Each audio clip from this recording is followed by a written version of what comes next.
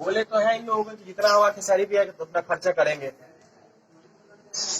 अगर वहाँ मेंटल इलाज नहीं हो रहा है तो वो प्राइवेट में करिए जाए, जी जो भी खर्चा होगा मैं भिजवा दूँ। जी मैं बोला तो हूँ भैया से, पहले से ठीक है। बोलो बोलो बोलो बोलो ना।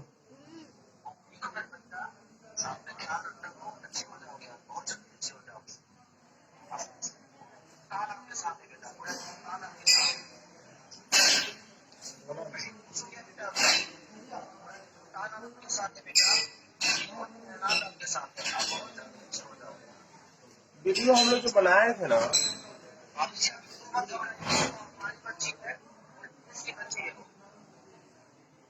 रोना नहीं है, मत रोइए। हाँ सबको पता है, लोग देखा।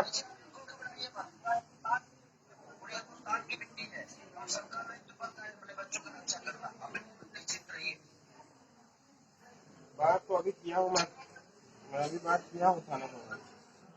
थाना पर बोला है कि हम लोग लगे हैं, कर रहे हैं। मैं डीजीपी के पीएसओ पीआरओ को फोन किया था, वो लिख लिया है, नोट किया है, बोल रहा है मैं साहब